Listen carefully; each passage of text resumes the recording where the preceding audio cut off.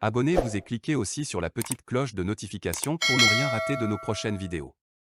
N'oubliez pas de partager aussi la vidéo et de la liker. Et le grand combattant, je voudrais d'abord vous témoigner toute ma gratitude, toute ma reconnaissance.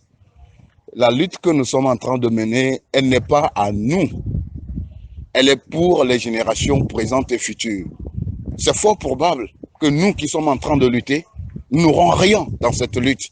Mais au moins, ça permettra à nos enfants qui viendront un jour, qu'ils puissent au moins dire que voilà le fruit, les sacrifices de nos parents. C'est le sens de ce combat. Si on luttait pour nous-mêmes, pour nos propres intérêts, je suis sûr qu'on ne pourrait pas faire une journée dans cette lutte. Avec tous les risques, avec toutes les menaces, toutes les intimidations. Mais nous disons non. Si nous ne faisons rien, qui d'autre le fera à notre place? Pour la petite histoire, dans mon domaine professionnel, ce qui a mis le feu aux poudres contre ma modeste personnalité, c'est la vidéo que j'avais fait circuler.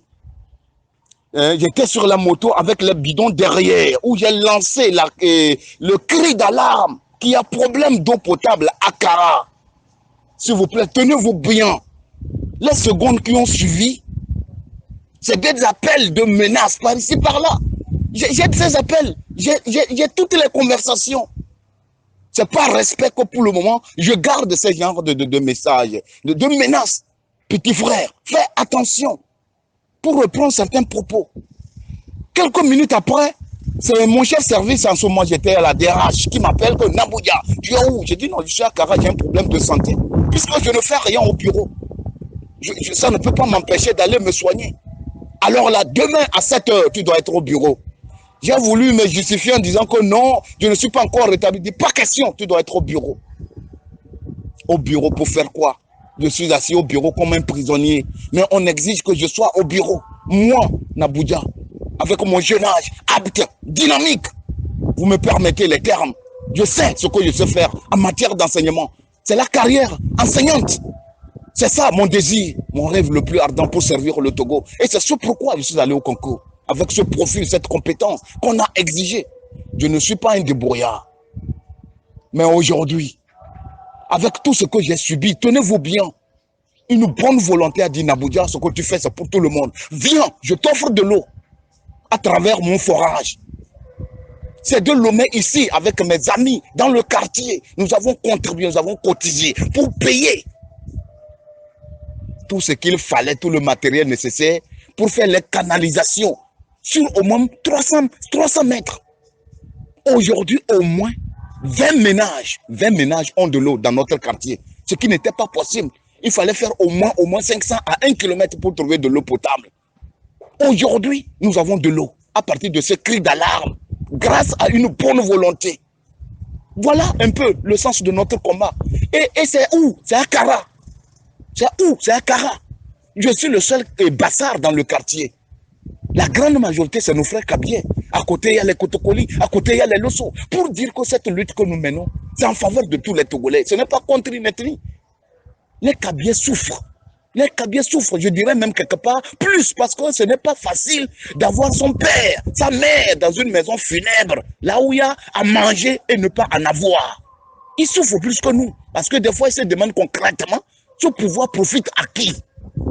S'il vous plaît, c'est pourquoi je dis aux gens, des propos ethnocentristes, des propos de va-t-en-guerre, ça ne nous arrange pas. Ça pousse les gens à se braquer. Parce que les gens se disent, à quoi bon de quitter la dictature pour retomber dans le pire? Ce n'est pas ça notre intention. Moi, je suis un apôtre de la non-violence. C'est pourquoi j'aime Gandhi. C'est pourquoi j'aime Martin Luther King. Je ne suis pas quelqu'un qui défend, qui fait l'apologie de la violence. J'ai été victime à plusieurs reprises de la violence. Mais moi, la seule manière pour vaincre la violence, c'est d'être contre la violence. Donc, je voudrais dire aux uns aux autres que tout le monde souffre. Allez-y à l'intérieur du pays. Aucun chantier digne pour nos populations. Aucun chantier, tout est mort. C'est ça la situation du pays. Quand le G5 dit que c'est une grave crise, ils n'ont pas tort. Tout est bloqué. Tout est bloqué. Et tenez-vous bien, le problème d'électrification, dans le quartier, on est en train de s'organiser pour voir concrètement, on a déjà un devis.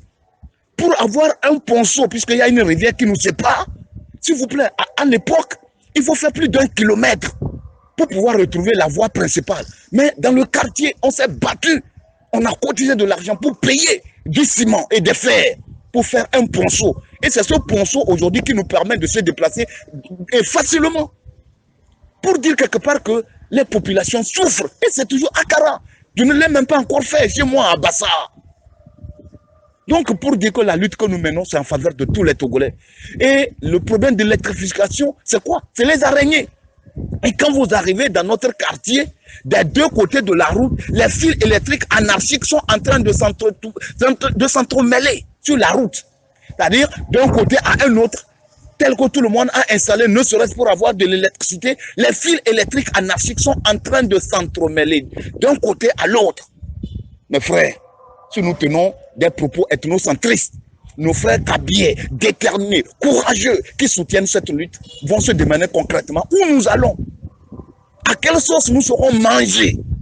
Je tiens à leur dire que c'est quelques individus qui n'ont pas encore compris le sens de ce combat, qui tiennent de tels propos. Ils ne doivent jamais se décourager. Tel que nous sommes là et nous serons là, cette lutte, ce changement qui n'est plus loin, doit protéger tout le monde parce que tout le monde a été victime. Tout le monde a été victime. Nous combattons un système et non des individus.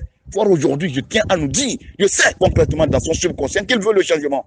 Mais il faut qu'il sache qu'il ne sera pas détruit illégalement et arbitrairement. Sinon, finalement, nous combattons quoi? S'il faut commettre toujours les mêmes erreurs, ça voudrait dire que nous ne méritons pas le soutien de Dieu. Et je tiens à dire aux uns aux autres, la tolérance, l'amour doivent prévaloir pour qu'on puisse y arriver, pour le bien de tous les Togolais. Tous les Togolais souffrent. Que tu sois fonctionnaire, étudiant, chômeur, paysan, tout le monde est abandonné à son sort tragique. Le destin tragique de Wangrin. Et je profite de dire aux uns aux autres, la victoire du 22 février, ce n'est pas pour Agbeome. C'est le peuple togolais tout entier qui réclame sa victoire. Et nous irons jusqu'au bout, dans le respect mutuel. C'est pourquoi nous disons qu'un dialogue digne de ce nom s'avère incontournable. Ce qu'ils sont en train de faire au niveau de la CNAP, s'il vous plaît, ce n'est pas normal. C'est une fuite en avant. Et ça ne nous arrange pas. Nous sommes un peuple civilisé. Il faut qu'on le prouve aux yeux du monde que nous sommes prêts et déterminés à trouver une fois de bon les solutions idoines pour que l'apaisement devienne une chose garantie pour tous les Togolais. Voilà un peu ce que je pouvais dire. Je tiens à remercier tous les soutiens de par le monde entier qui comprennent que la tolérance et l'amour doivent prévaloir pour qu'on puisse y arriver.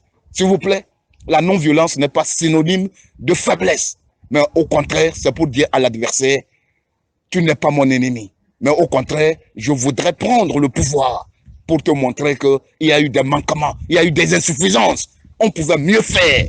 Et que dorénavant, s'ils revenaient, qu'ils puissent s'assagir et corriger leurs erreurs du passé. Voilà le message que je voulais transmettre aux uns aux autres. Que Dieu Tout-Puissant nous vienne au secours et touche les cœurs de ceux qui pensent que le changement c'est contre eux. Jamais. Archi faux. Nous sommes là pour défendre tout le monde, sans distinction d'ethnie, sans distinction de parti politique. Tout le Togo qui gagne. C'est tout le Togo qui gagne. Ensemble, sauvons le Togo. Ensemble, sauvons le Togo. C'est votre frère Amin Abuja. Chers compatriotes, regardez ces Kara. La misère des populations à Kara. J'ai voulu attirer l'attention de ceux qui pensent que sans eux, le Togo ne peut pas exister. En quoi vous êtes irremplaçable, nécessaire, quand les populations n'ont pas de l'eau potable?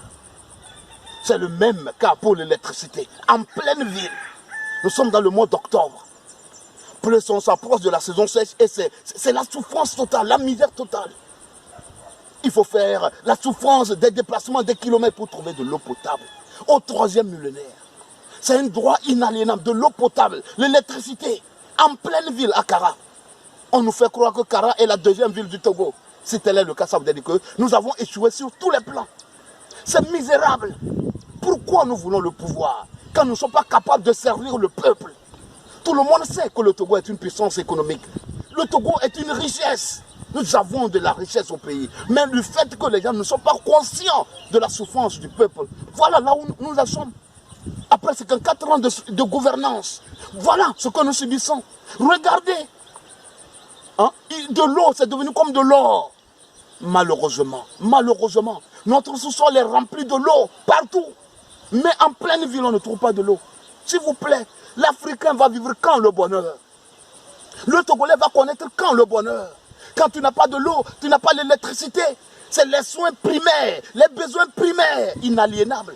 Mais vous dites que vous êtes irremplaçable, à part vous, personne d'autre. Voilà, là où vous nous avez amenés. C'est pitoyable et c'est misérable. Likez la vidéo si ce n'est pas déjà fait. Laissez aussi votre point de vue en commentaire.